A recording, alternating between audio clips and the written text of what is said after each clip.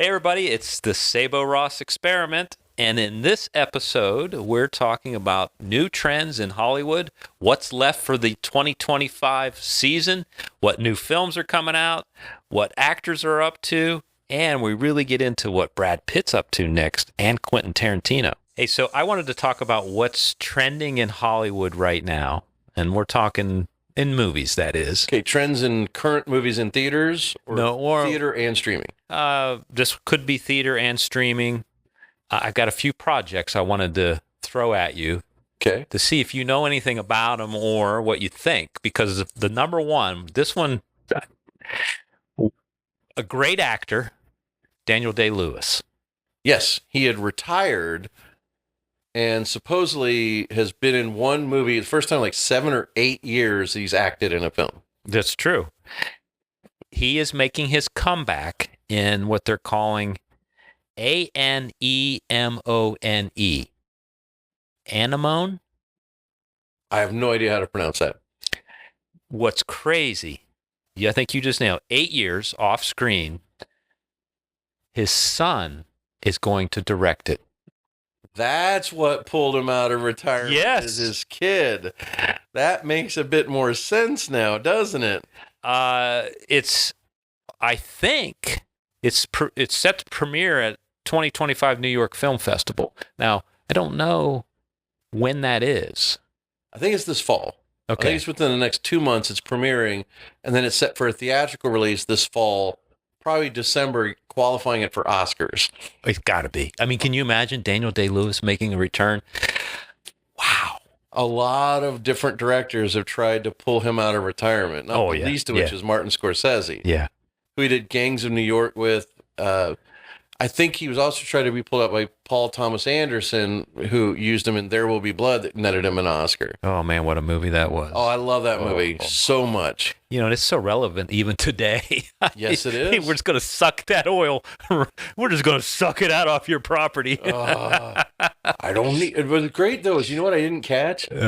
Is the accent that he used in the movie. Oh. He actually sounds like a more famous director, John Huston. Does he? Because John Huston had a certain kind of accent, and it was very particular. And if you listen, that's what his voice sounds like. It's not exactly him, but it's pretty close. Well, that's almost Sean Connery. John Huston. No. You got to think of John Huston in a very specific way. There's all the brandy in his voice. It's very American. But it is not Scottish at all. John Huston talks out of the side of his mouth, almost like he had a stroke. Oh, gosh. So, and what's funny is his son has been in a bunch of movies. And when John Huston acted in Orson Welles' final movie, yes, playing a film director, which he was himself, his son did ADR, replacing his voice. His son was in Children of Men, The Proposition, and a bunch of movies. He's a very good actor himself, but when he imitated his dad, it was phenomenal. Was it? Just phenomenal to hear him imitate his dad. All right, number two. I didn't get into, this is comics, based off comics, so another Hollywood adaptation of a comic. You're not going to believe this. Archie. Do you remember the Archie comics? Of course. Archie Head? Jughead, Archie, Veronica, Betty. It says Phil Lord and Christopher Miller are on board. Lord and Miller. Hell of a combination, those two guys. They've done some phenomenal work. That's interesting. But it's funny, I didn't realize, because I kept hearing everybody talk about this. I think it was a CW show, or I don't remember what it aired on, but Riverdale. Oh, Riverdale. Yeah. That's based on Archie comics. Oh, it is? Yes. That was pretty popular. It was hugely popular, but I had no idea it was based on Archie, but they made it seem like Twin Peaks. Wow. Wow. Riverdale was based on Archie, and that's fairly recent. That ran for like 5-6 seasons at least. Screenplay is going to be by Tom King. I don't know who that is. And they're setting up a modern twist on the beloved characters. Yeah. Riverdale did the same thing with a twist. So it's going to be interesting to see what they do. Now, this one, I don't believe it. Now, we talked briefly on our little live feed of TikTok. Ridley Scott we talked briefly about writing a new Alien. Yeah, because I've heard mixed things. So last year they did the first Alien film in years and it was not directed by Ridley Scott or written by him, called Alien Romulus. Yeah, Romulus. I really liked it. I liked it. I thought it was perfectly done. It takes place between Alien and Aliens. I thought the art direction was good. I thought the characters were interesting. I thought the way they did the horror feel, the nervousness, very well done. And what's amazing to me about it was written to be a low budget, straight to Hulu feature. And when Ridley Scott liked what they were doing, their budget ballooned and all that money went into effects. Yeah, it was written to be very claustrophobic, limited sets. And then when Ridley gave it a big green light of like, I really like this, Hulu / 20th Century Studios, as it's now called, which is still Disney, they ballooned the budget and all the money went into effects, and they like did digital set extensions to make it feel big. Yeah, I remember all that. Yeah. But Ridley seemed to like it, but he had notes for the director that he took. But now there's the new show Alien Earth on FX / Hulu. It's doing well, I hear. So I saw, I didn't see, I was so busy last week, I didn't see the 2-episode premiere. And then this week, I finally got to watch those 2 episodes and this week's 3rd episode. And? Love it. Now, Noah Hawley, who did the Fargo TV series and a few other things on FX and Hulu, is a really good TV showrunner guy. He's behind this. And I love it. The first episode has so many homages to Ridley Scott. And it says that Ridley Scott's an executive producer, but Noah Hawley's like, yeah, he's not really involved at all. And Ridley Scott's got a new movie coming out. And he's like, I have no involvement in any of this stuff anymore. So to hear that he's writing a new Alien movie is shocking, because I thought a sequel to Romulus was in the works because it was so successful with the lower budget.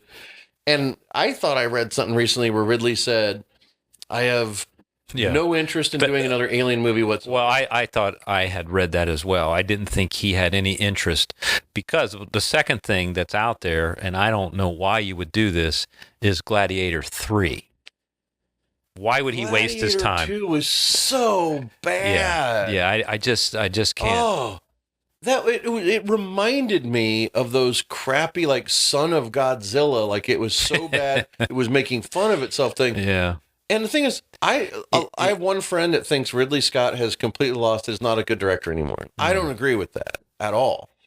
But he's making weird choices that I don't understand. Well, is it the fact that those are the things he can get financed? I mean, it's hard to say. I'm sure there's a lot of moving parts. He's in his 80s. Yeah. So one of the hardest things in the movie business, because what we love doing on this podcast is talking about things that the average person doesn't know about making a movie and the business side of it. So one of the strangest things about the business side of it is Ridley Scott is in his 80s, and one of the most expensive things on the budget is insurance on the completion bond. Oh, geez. That's awful. It's awful, but it's a reality. Yeah. When he's in his 80s, one of the most expensive things, because Clint Eastwood is in his 90s. Yeah. Well, he at least announced retirement. But is he's still around, goes to the lot, I think. But Clint has one more movie coming out that he directed. Oh, he does? I think he has one more film that he shot that's in post, I think. And that's the last thing he's ever going to direct. But the other one that's shocking is, we mentioned before, Spaceballs 2. Yeah. Apparently someone is saying, a lot of our comments are saying, Mel Brooks is directing it. And it's like, he's 99 years old. Can you imagine the insurance completion bond on that? Well, the thing is, they haven't even started production. Nope. And, that would be difficult because, once you hit 100, I mean, I'm assuming that it would be a little difficult mentally, maybe. To do 12-hour workdays? Yeah. I mean. So that's why, that's a rumor that was said. I have not found confirmation of that. Well, I've seen the promo of him coming on, announcing it. But I thought he was a producer and a writer. Yeah. I didn't know he was directing. And I have not confirmed that Mel Brooks is directing Spaceball 2, but it would be awesome if he did. It would be awesome. What production company would put the money out? They'd have to have the same thing. It'd be one hell of an insurance policy. It'd be one of the most expensive line items in the budget. All right, I got another one for you. The MonsterVerse expands. This is like 2027. Godzilla versus Kong Supernova.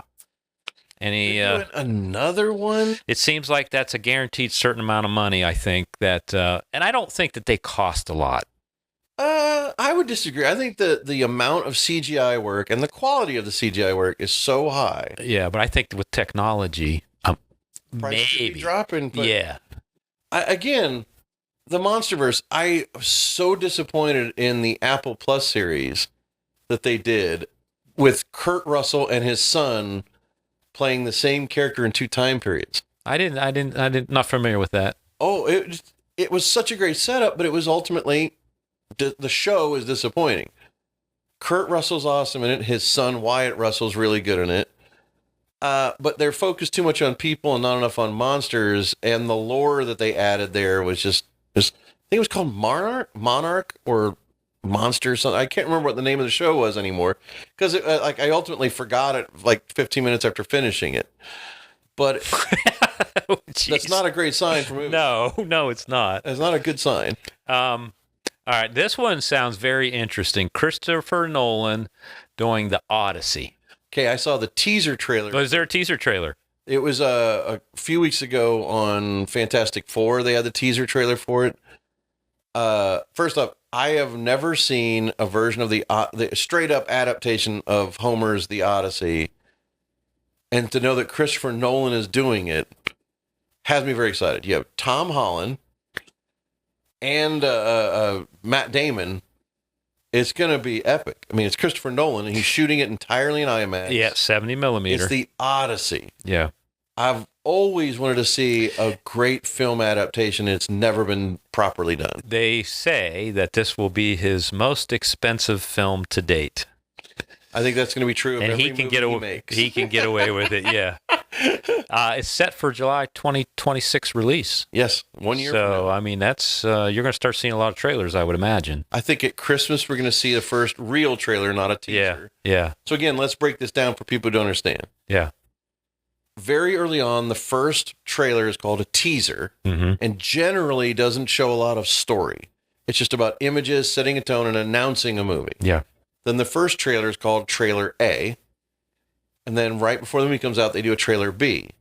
Sometimes if it's a really big movie, they'll do a Trailer C. Mm. They'll do so that'll be 4 trailers for the same movie. Like in most Marvel movies, they have so much money invested, they want to give as much. And by that point, they've pretty much spoiled the movie. Well, yeah. I mean, there is a point, but I think they only spoil it when they think that maybe it's not going to do well, and they get nervous, And right? Start yeah. pushing out too much. Yeah, like the idea of Red Hulk being in the last Captain America, they kind of should have held that back. It's supposed to be a twist. Yeah. A surprise. Yeah. And it wasn't a surprise because the earliest trailers put it in because they're like, we're worried this isn't going to make money. Let's put Red Hulk in and try to get him in the seats. Okay. A topic that a movie franchise that I've always liked is Frankenstein. Okay. So, The original Universal black and white ones? well, I have to go to Young Frankenstein. I love that. I mean, I have to go there first. Oh, But I like the old ones when, just with the crazy music and the suspense and, people with pitchforks and stuff, which they would do back in the day. Like, here comes this. yeah, there's a Guillermo del Toro. That's what I'm getting ready to tell you. Yes. He's doing the new Frankenstein. That's right. Emotional over jump scares. A lot of lyrical emotion jump scares. Oscar Isaac leading the gothic sci-fi. Oscar Isaac, who he was in the X-Men movies as Apocalypse. He was in the Star Wars sequel trilogy as Poe Dameron. Fantastic actor. Yeah. I think he's playing. So what would he be playing? He's playing The doctor. Yeah. He's playing Frankenstein who makes it. And the age-old thing of they call Frankenstein and not Frankenstein, monster, as it were. He's playing Frankenstein, the doctor, not the monster. Yeah, okay. This one from Disney. Now, this isn't a Marvel thing. I don't know. It's coming out this year. I don't know. It was very popular back in the day, Tron. Okay. 2 things I got on Tron. I think the trailers for the new Tron Ares movie with Jared Leto playing this character called Ares. I don't like either trailer at all. Really? I'm a huge fan of the original. Mm. And unlike most people, I actually liked Tron Legacy. It wasn't like the greatest film ever made, but I enjoyed it. I didn't hate it. But Tron Ares, there's nothing in it I like. The idea of it crossing over into the real world the way they're doing. The whole point of what I liked about the original and even the Tron Legacy in 2010, I like the idea that the world is inside the computer. Yeah. Yeah. That was yeah. There's so many things. When you watch the original Tron, input, output, even though the names changed, like they're talking about the internet before it existed as we know it today. Yeah. I mean, that really gave you a different edge because it's something that we didn't know about. So, in my opinion, I don't like the trailers. I'm not going to sit there and say the movie's definitely going to suck based solely on a trailer, but it doesn't look good. Well, how did Disney, the original was made? Yeah, it was an original. It was Walt back in the 70s and early 80s. After Walt died, they were kind of rudderless. Hmm. And they made a couple live action movies in the late 70s, early 80s, like they did. It was Walt Disney Presents The Black Hole, which is not a kid-friendly movie, and I love that movie. It's really good. Then there's Tron, was made by the Walt Disney Company. It was? Yes, that's a Walt Disney. So the Tron that we're talking about? The original Tron, 1982. Okay. 82 or 83, I think it's 82. Walt Disney Company made that. Wow. In fact, there's a giant Easter egg at one point towards the end. You have this computer-generated like landscape, and there's a Mickey Mouse head in it. Is there really? It's an Easter egg that you can find. You can see you can actually see Mickey Mouse's head designed into the distant ground. That makes it a permanent Disney product. Disney. Yeah, but here's the thing, though, is after that, Michael Eisner left Paramount as like the number 2 at Paramount and became the head of Disney for like 8 or 9 years, something like that. I can't remember the exact number of years, but Eisner decided in order for us to make money, we can't do all kid stuff. So they created Hollywood Pictures. Oh, is that right? They Buena Vista. Yes, well, so that way they could do R-rated films that are not under the Disney brand. No, wait, Buena Vista is the R-rated version stuff? I thought that was Pictures. Yeah, I was going to say because the other one's the Buena good. Vista was just another outlet for all of Disney's like VHS type. Yeah, the nice stuff like tape. But Buena Vista is kind of like a parent company that helped. I think if I remember that correctly, I can't quote that one exactly. Yeah, but Hollywood Pictures was made specifically so they could do raunchier stuff, PG-13 and R-rated, and not have it taint the Disney brand. Wow. So that was all done under Michael Eisner right after Tron, like in 84, 85. But here's the thing I got to say about the first Tron. I saw this clip, and it took me forever. I found it again last night. In Hollywood, they did a screening of the 8K restoration of the original Tron. And they did these like screen wipes showing what it looked like before and what it looks like now. And they like recomposited shots. They have HDR color grade. And I think it's going to hit Disney Plus at the same time as Tron Ares hitting theaters. Well, that makes sense. And it looks gorgeous. Like what they've done. The biggest thing they did is there were some compositing things to where like a character would, half their body would be cut off because they were using back then blue screen and didn't understand that blue lights and blue clothing might make something disappear into the also half their body disappeared. So half their body disappears in the middle of a shot, or they have like the pain sticks and the stick itself disappears for like 8 frames. Oh, wow. Because they didn't know how to do compositing back then. There was no digital thing. There was no After Effects. That was a photochemical process back then.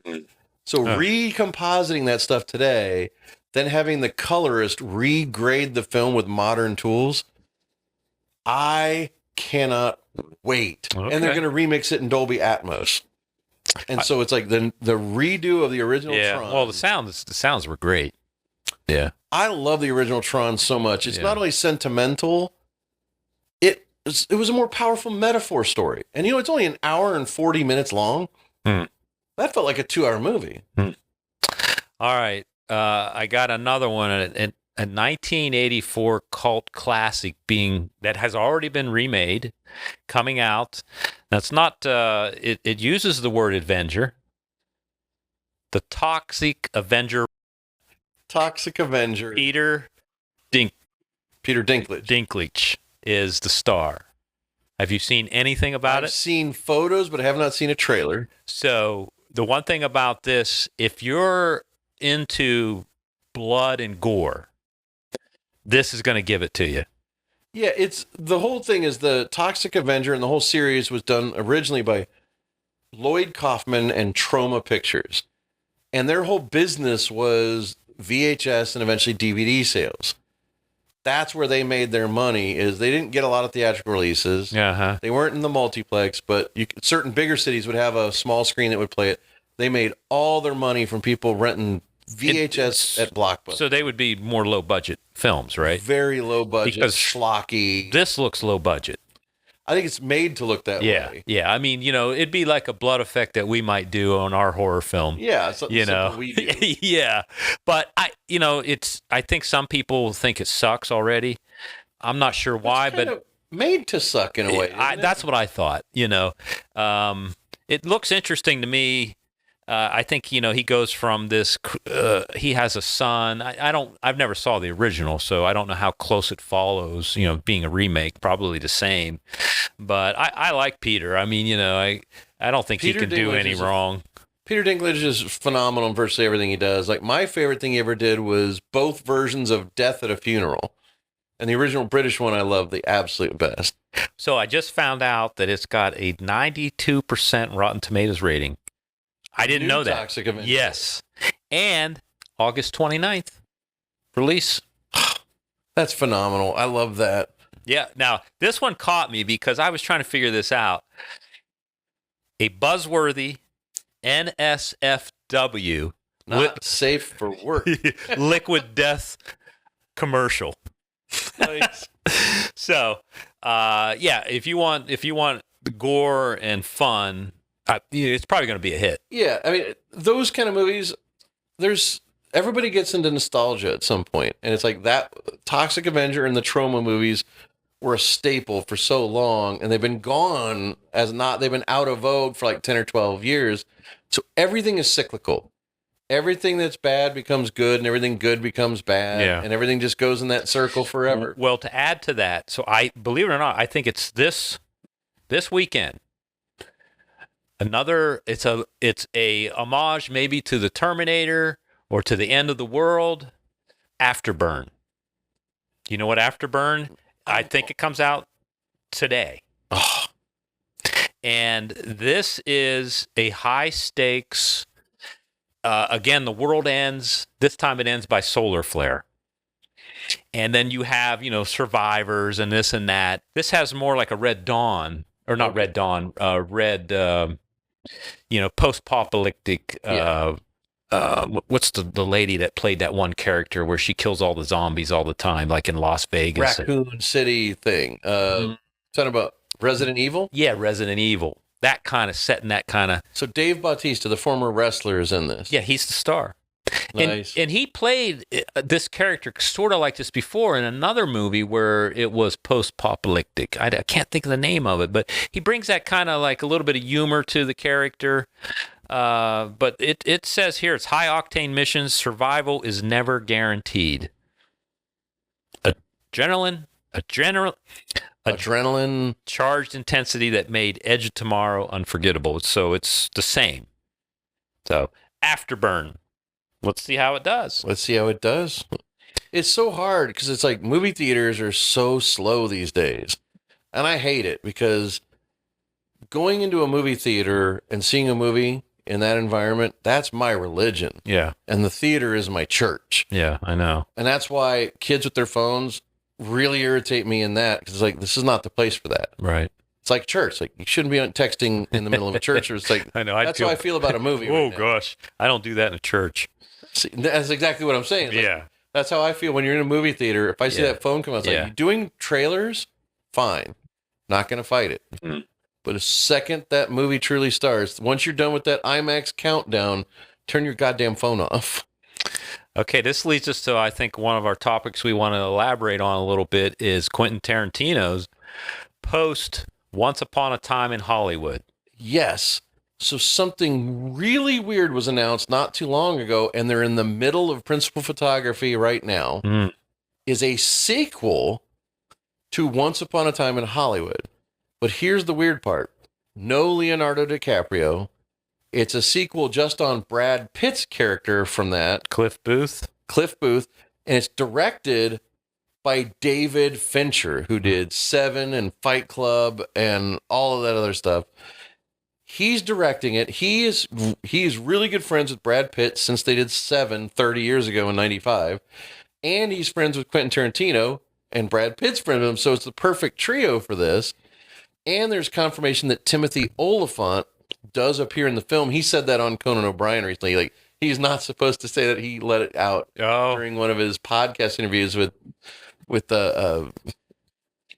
Conan O'Brien. So the interesting is it's set like 7 or 8 or 10 years after the events of Once Upon a Time in Hollywood. It's about him as a stuntman, some other thing that happens to him. But here's the thing is, we're supposed to get at one point during the interviews, Tarantino said there might be an extended cut of Once Upon a Time in Hollywood coming out. For his last movie, Hateful Eight, he did a 4-part series on Netflix as the extended version of Hateful Eight. He said he might do the same thing, as there's so much cut out of Once Upon a Time in Hollywood. A bunch of deleted scenes. Then Quentin wrote his first novel, fictional novel, which was the novelization of the film. But the novelization wound up being novelization is supposed to be like take the screenplay in the movie and do some slightly, and they just have a lot of times, not all of them, but most of them are like hack writers that are just hired to adapt the screenplay into a book so we can publish it and make money on the side. And Quentin even has advertisements for other 70s movies and their novelizations that aren't even available today. He puts ads for them at the end of his book. But this was not a novelization. It was like an extension. Like he did whole chapters that are from the TV show within the movie that was already there. Oh, is that right? The Western. So there's 5 or 6 or more chapters that are the Western written as a novel. Quentin toyed with, I might turn the Western into an actual streaming series. And he pondered that, but nothing ever came of it. He claimed he even wrote 1 or 2 of the 8 scripts for it. So it's really weird, and a lot of that wound up in this novelization, but he also... So the last thing I was going to say... Go ahead. Well, what's interesting is Tarantino has, like you said, has bailed on numerous things that he films, but it says this next project's a stage play. So the biggest thing is he says he's still going to write movies, but for some reason, a few years ago, Quentin said, I'm making 10 films and I'm retiring. Right. And it's just like, it's arbitrary. There's no real reason, and there's no one making him but himself. But he's like, yeah, none of my favorite directors, once they reach a certain point, everything they made after that sucked, and I don't want that to be me. Was that why he's going to do a stage play? Well, what happened is the stage play comes from he had written his 10th and final film that he was going to direct. And it was called the Movie Critic. Oh, yeah, The Movie Critic. That's right. The name of the movie was The Movie Critic. He got all the way up to the line of starting to film and said, no, not doing it. And now they're turning it into a stage play. Oh, they're going to turn it into a stage play. If I'm not mistaken, it's The Movie Critic that's being, the screenplay is being turned into a stage play. To me, that sounds better as a stage play than it would be a movie. Just the name. And to tie it all in a bow, the reason he bailed, he goes, it's set in a very similar time frame and it's too similar to Once Time in Hollywood. So I don't want to do the same thing twice. Yeah. So then he dropped it. Something similar happened with Hateful Eight. The screenplay leaked on the internet. And he got so mad, he's like, I'm not filming this. And then later on, he did a stage reading with the entire cast he wanted to use in a movie theater, but it's the actors sitting on stage just reading it. And the reaction was so good, he decided, I'm going to go ahead and film it. They convinced him? No, he convinced himself. The audience reaction, the funny ad. The audience, they had an audience. Everything there made him go, you know what, we're doing this. And then he made what I consider to be his worst film. Yeah. And it's not even like a bad film because it's Quentin Tarantino. It's always at a certain level. The problem for me was it was Reservoir Dogs set in post-Civil War. Uh-huh. It was too similar to something I've already seen. And I did feel like he was repeating himself. Yeah, I could agree with that. I mean, I didn't mind the film at all, but you're right. I liked it. I mean, you're right. I mean, if you would think like that, Reservoir Dogs, I mean, that is kind of like a remake. It's like a remake of his own movie. Yeah. But just set in a different place. But to me, it's a thing of where I don't agree with them. And he did say the caveat he put out is like, it doesn't mean I'm going to stop directing, because I might direct plays. I might direct episodes. Like, you might switch over from directing films to writing, producing, and sometimes directing TV shows or streaming shows. Well, to get back to this Cliff Booth, I don't know whether I want to see it, but it's going to go to Netflix. So Netflix is producing, so we don't know if they're going to do a theatrical release. I doubt it. But do you want to know what the budget?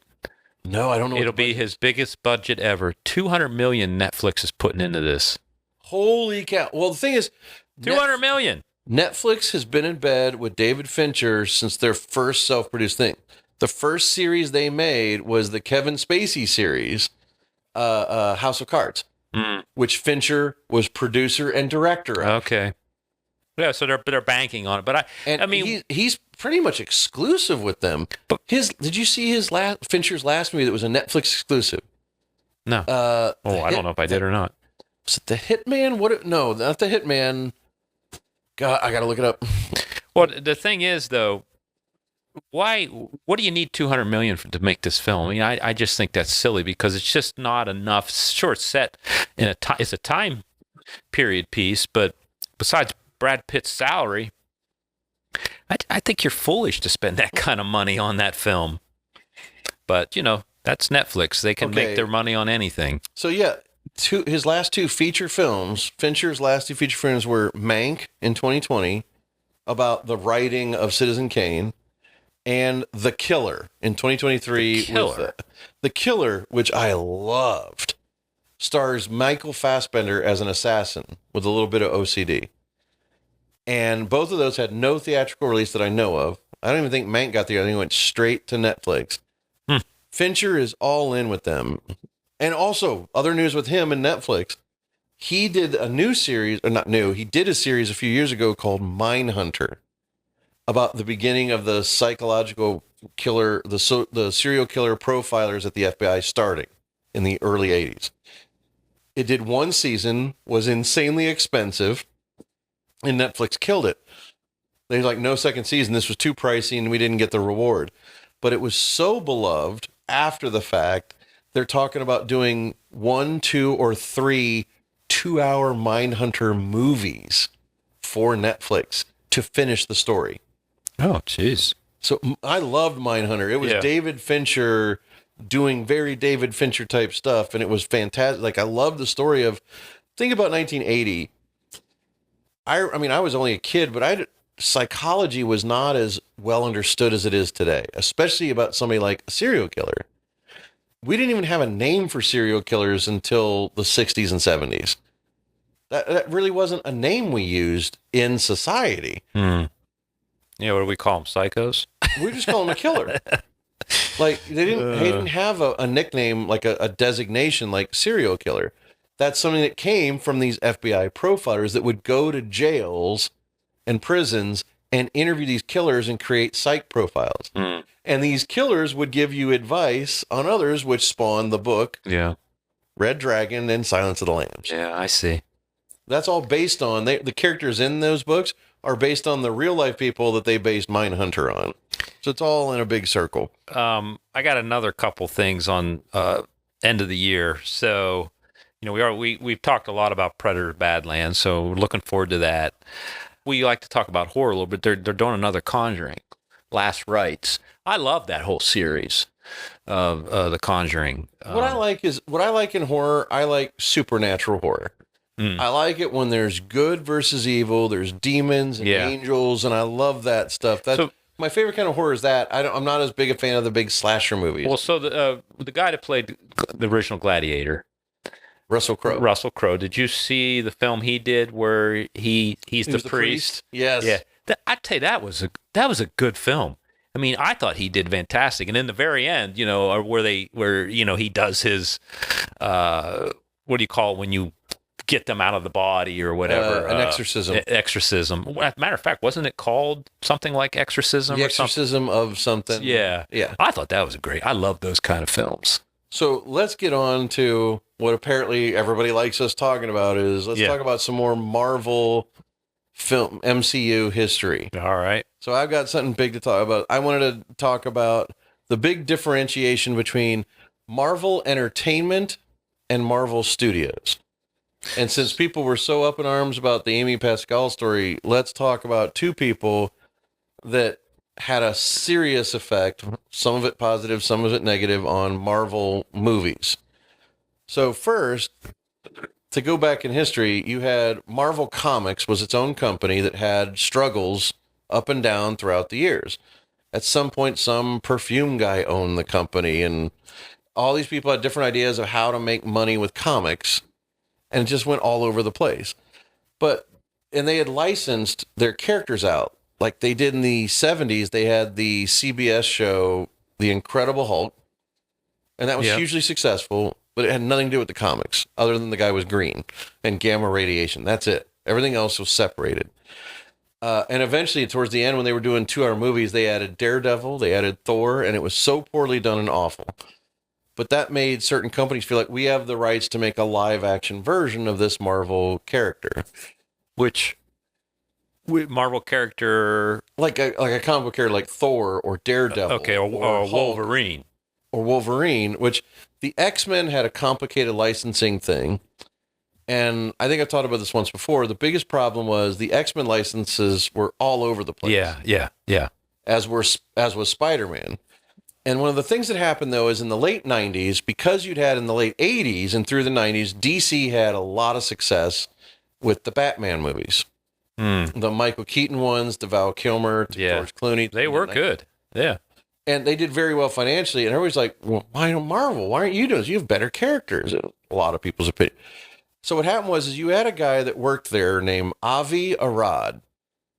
And he did a license of one of their very secondary characters called Blade.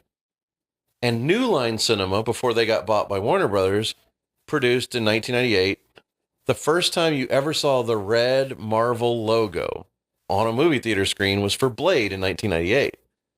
And that was a lot to do with Wesley Snipes' personality and in combination with the director, who did a phenomenal job in that first Blade movie. And so Avi Arad, who worked for Marvel, basically changed jobs from working for the comics company to he created Marvel Entertainment that was licensing the characters to film movie studios. So he helped get the Spider-Man rights cleared up in court and sold it to Columbia Pictures, which is owned by Sony. He worked and got the X-Men sold to Fox, and they did the Bryan Singer movies. And so he's doing this. Then he sold the Hulk to Universal. Already had the rights to Hulk, but they did the Ang Lee movie in 2003, just called Hulk. And then you had Fox got Daredevil, and they did the Ben Affleck Daredevil movie. And this is all being done by Avi Arad. Because he was executive producer on all these. He was either a original producer films. or executive producer, but he represented Marvel. Yeah. And he got kind of enticed by the whole Hollywood thing. He's like, I like hobnobbing with all these big name actors and having a good time. And it was like the quality of the movie didn't matter as much as I'm hanging out with all these cool people. And he's like, you hit and miss, you don't never know. And Marvel Comics was starting to feel like the comic book company's like, yeah, we don't like the way these movies are turning out. And so they still had a guy that was working as the CEO of Marvel Comics was a guy named Ike Perlmutter. So Avi Arad and him were partners, but Ike was more of a hedge fund guy. He was an investor. He had invested in all kinds of companies. So when he got in on Marvel, he was treating it solely as a business and not as a lover of the comics. Yeah, but didn't he, Avi, save Marvel from bankruptcy? He helped. There's no question that a lot of what he did... Because what you said, Marvel was going downhill. Marvel had ups and downs all the time as a company, Marvel Comics. Yeah. The comic book company had ups and downs. How they remain profitable... Because here's the thing that the average person doesn't understand is when you buy an old issue of a Marvel comic for like $6,000 from the 70s, Marvel doesn't get a penny of that. So why do they care about how valuable that stuff is? they don't get a nickel. They only make money from the new comics being sold that are being sold for like $2 or $3 an issue, of which they have to split it with the comic book store that's selling it. So, yeah, the business model of comic books is very difficult to churn a huge profit. So, Avi, tell me if this is all correlates. He was a toy designer. Yes. And got involved with the comic book company thinking these two things work good together. They called it Toy Biz. That was the name of the company that made the toys he worked for. But Toy Biz bought Marvel. Yep. They did have a bankruptcy. Yes. Okay. So I'm just trying to go back a little bit further to see how he came to power. This is how he came to power. The biggest thing about it was he then switched over to movies for Marvel. So it makes sense because he wants to hobnob with the actors and things because he was just a toy dude. Yeah. Okay, now I'm understanding. So he's less about, he's like, why do I care about comic nerds when I can hang out with big name actors? Yes. It's like, and so he was having more fun doing this. Yeah. And that ties into the other story I already told about Kevin Feige. Yes. Kevin Feige worked at Marvel and asked, if we're not happy, I want to be paid and I want to be Avi Arad's assistant for like a year or two, learn how the business is made and come back and make a proposal. And they all said yes. Ike Perlmutter, CEO, was like, you do that. They gave Feige permission. And that's where it ties into the story about he worked on X-Men 2. Oh, my gosh. Spider-Man 2 with Sam Raimi. So Kevin Feige worked for Avi Arad and worked on these other movies to learn how are movies made at that level. And Avi was a big time obsessed with Spider-Man, though. That was his. Well, that's the number one comic book character in human made all the money. And it always makes the money. Yeah. So he's like, I'm tied to this. He's going to be a producer, not just executive producer on that. And that's why on Spider-Man 2 with Tobey Maguire, Sam Raimi. Kevin Feige's on there learning the business and just observing and doing, like, learning how to do things. And so he goes back to Marvel, and Ike Perlmutter is like, okay, I think we can make Marvel Studios separate from Marvel Entertainment. Marvel Entertainment is about taking Marvel's comic book characters and licensing them to other companies. Marvel Studios is the comic book company creating their own movies. Yes. So that's how they're two separate. Now, they both use the red logo, but they have entirely different meanings of how they're produced, who owns it, who makes the money, all of that. And that brings you to Ike Perlmutter. So Ike Perlmutter had a lot of connections with hedge funds to raise the money to fund Marvel Studios. Okay. So he's CEO of Marvel Comics, but he's also in control of Marvel Studios. And everything was fine because Feige was working with people like Jon Favreau, Kenneth Branagh, and Joe Johnston in making those original 5 or 6 Marvel movies. And everything was great. And then Disney bought not just Marvel Studios and comic book company. Yeah. Disney bought it all. Who made that deal? It was the guy before the current CEO. It was right before Bob Iger, and the guy who did the deal was fired for such an irresponsible choice of buying Marvel. No kidding. The board of directors are so fickle, and they blame the wrong person for the wrong things. They bought it for $3.8 billion. The guy got basically fired as CEO for doing that. Yeah. And then Iger got to take credit when it was making $1 billion. Well, they obviously didn't have the insight, to see that was the future of movie making. Nobody would have known. I mean, they should have thought it with Batman being so successful, Spider-Man being so successful. Why not try? But at the same time, right at the exact same moment, Ang Lee's Hulk bombs. Yeah. Ben Affleck's Daredevil bombs. Yeah. Nicolas Cage's Ghost Rider movie bombs. All these licenses bomb. I see. So they're like, this is not going to work. Yeah, we just spent our big nut on this. Yeah, they're like, we blew all this money for it's like, so they were nervous. Yeah. But again, Feige had the idea of leading to the Avengers and making the movies crossover and tie. And so what happened was Ike Perlmutter, though, who had been so used to being totally in charge of Marvel Comics, and since he brought the money, he gets a lot of say over Marvel Studios. Sure he does. But now Disney bought it. And he's still trying to dictate terms. And so it all came to a head where he's fighting with Kevin Feige all the time about money. He's like, it's not your money anymore. It's Disney's money, and they're okay with it. He's like, I don't want to do this. And the biggest problem was, like, Ike Perlmutter was one of the people responsible for why they changed actors for Rhodey between Iron Man 1 and 2. Because he didn't want to pay the original actor, Terrence Howard. He didn't want to pay him the money he'd been contracted to pay. He's like, we're getting rid of him. We're getting somebody else. Jeez. And it's like, well, that's a hedge fund guy, right? He's a hedge fund. I mean, that's money. That's hedge fund guy. He's also like, I don't care about the comics. I don't care about continuity. Right. I want to save money. That's all I care about is saving money. Not understanding, like, people are going to be upset by this. And then the other thing that came up that was really bad came up on Captain America Civil War. Now, Marvel had a contract with Robert Downey Jr. for Iron Man 1, 2, 3, and 2 Avengers movies. His contract is over, and he's the billion-dollar boy for Marvel Studios. Oh, tell me about it. So Feige, who has a great relationship with Robert Downey Jr., is like, the original comics of Civil War had Captain America and Iron Man fighting. So we want Captain America to fight Iron Man in this movie. And Ike Perlmutter's like, no, just get somebody else. You don't need Iron Man. We're not paying that guy that much money anymore. And Feige is so frustrated. He goes over his head, shows up and has a luncheon with the head of Disney film production and Bob Iger, the CEO of all of Disney, and said, have you guys been unhappy with my performance in any way? And they're like, no, you haven't. You've been a hit on every movie and Marvel is doing very well. It's like, then get Ike Perlmutter out of my way. We pay Robert Downey Jr. 40 mil. We're going to make $1 billion. Does that sound like good math? They're like, hell yes. They're like, then get Ike Perlmutter out of my way. So they restructured Marvel. And instead of Ike being above Kevin Feige, put him over here. And he only dealt with television characters. Oh. So Ike Perlmutter was involved in the Netflix series with Iron Fist, Luke Cage, Jessica Jones, and Daredevil and Punisher. But he didn't have a lot of creative control, but he did have financial control.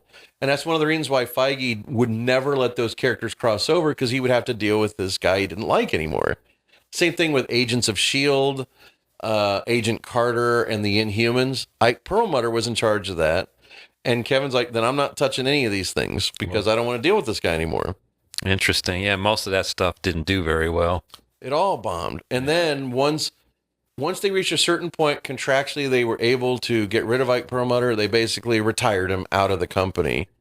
And Feige got control of television by calling it Disney Plus streaming. Wow. And the problem then is he stretched so thin between all the shows they were doing and all the movies. One guy cannot manage all of that effectively and be in control. So all these other fingers get involved, and now that's why Marvel got diluted the way it did. And that's kind of the big Marvel history of, like, the business side. And there's a great 2-book series on the history of Marvel Studios. They gloss over too much of this. They're playing too nice. Yeah. Well, I mean, that's there's a lot there that we can dive into a little deeper maybe another time. We'll see if anybody's see what kind of interest we get on it. But yeah, let's see if people start making a ton of comments about how much they hate me in that story too. Yeah. Now it is interesting that I think, they just had they made the announcement a couple days ago that they finally went live with the bundle for the ESPN, Hulu, Disney Plus. It's all becoming one. Yeah, for that $35 a month. And they're saving a lot of other branches out of that package. So they got some other ideas. They wouldn't elaborate on what they might be, but there's going to be different bundles to that bundle. So Bob Iger talked about it a lot. The head of sports, I don't know what his name was, he's kind of running the whole app for Disney, but it's a big deal for them. We'll see what it does for all these TV shows and Disney Plus and stuff. Yeah, it's weird that what I'm shocked at right now is, like, with Alien Earth, where we started. Yeah, that's on FX, which was a splinter of Fox, which is now owned by Disney. And that stuff, it's interesting. Hulu was a very interesting separate brand. Even under pure Disney control, Hulu felt more like an extension of 20th Century Fox, FX, FXX. That's right. It had a different brand and feel. Folding it into Disney Plus just seems weird. It seems weird. I mean, I don't know. They must have some kind of plan, but they're going to have to get it going because now that they've announced the new bundle. Well, come January, it's not even truly a bundle anymore. Hulu's getting folded into Disney Plus. Yeah, but Hulu will no longer exist. But the bundle is all about sports, adding Disney Plus and Hulu. Yeah, Hulu, which is, I see what you're saying. So now it's just really 2 items. It's just 2 items, but Disney Plus is going to balloon. Yeah, but they're saying there's going to be other entities. Yeah, I don't know what they are. They didn't say. It's hard to say. I mean, the one hand I because it's something to do with Marvel, maybe. Well, Marvel's already under Disney Plus. So the whole thing is like, in order for them to pull this off, don't you think the whole app has to change? Not the name Disney Plus, but the way it's structured. Yeah. Like right now, it has the buttons for Marvel, Pixar, Star Wars. See. Yes. And like National Geographic. Well, I haven't updated. Maybe it has. Not yet. That's not till January. But the thing is, to prep for it, there's a lot of Hulu items in my Disney Plus. Now I have to have Hulu in order to access them, which I do. Yeah. But I can either watch the same shows on Disney Plus or on Hulu. I see. But I have to have my Hulu subscription to get it. So the question, what are they going to do with this? What's this going to look like? I don't know. I listened to some of them talk. Don't know. Have no clue. I just know that right now the focus on all of them is sports. It's all about sports right now, as opposed to giving us now Paramount or not Paramount. Well, Warner. We talked about HBO Max. The guy that's what's the name of the company that bought Skydance bought Paramount. Yeah, Skydance. So I listened to the guy that runs it, which is, I always say the son of Oracle's founder.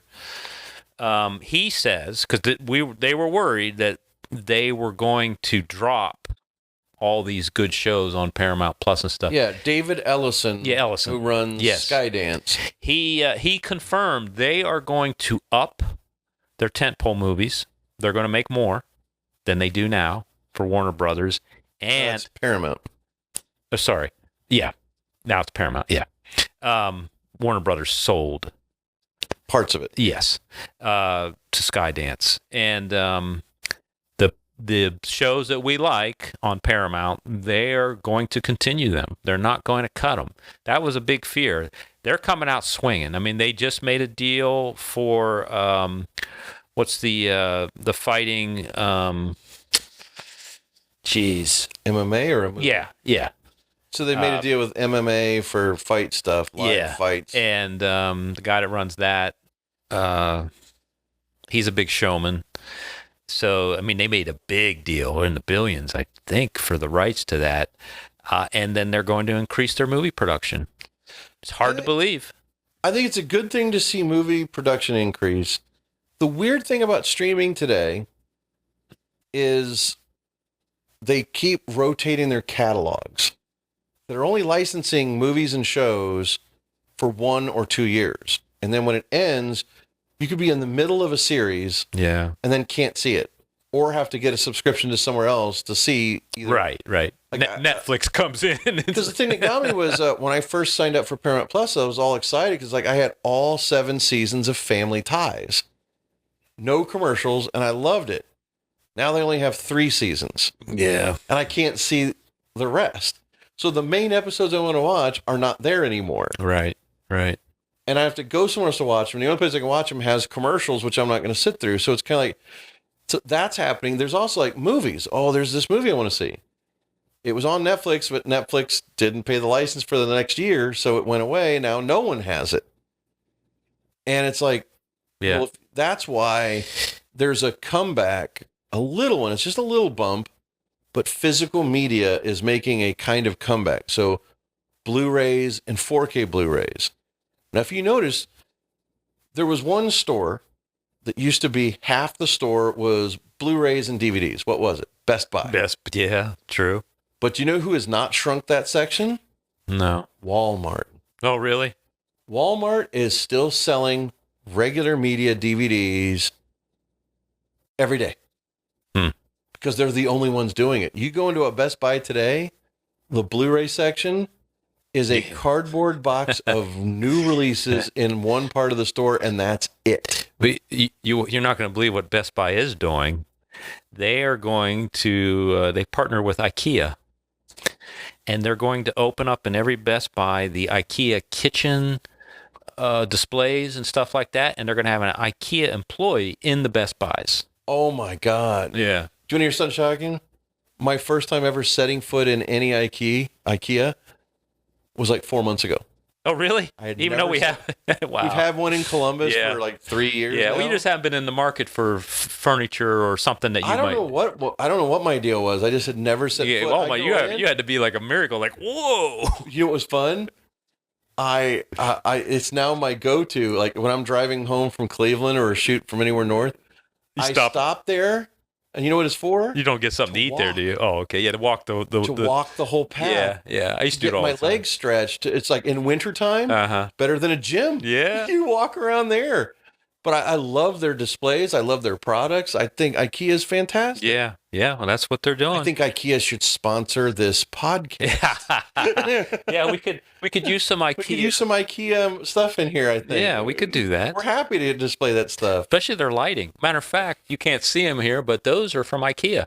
Fantastic. Yeah. See?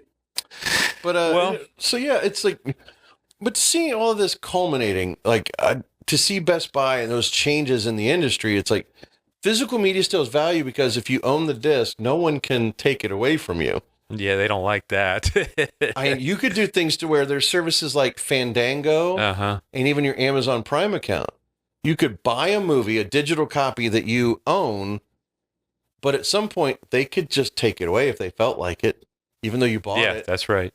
The digital downloads, is that what you mean? Digital downloads. Yeah. They could take away your purchases. The studio could say, we no longer want this movie available. Well, we own it. We take it away. Well, the thing that I liked that Netflix did, I haven't used it because I haven't been on a plane in a while, but you just go and download certain, bunch of downloads onto your iPad. Yeah, and then you can just watch them whenever you want. I mean, I thought that was great of Netflix to do that. The thing I've been doing, I have an external Blu-ray drive.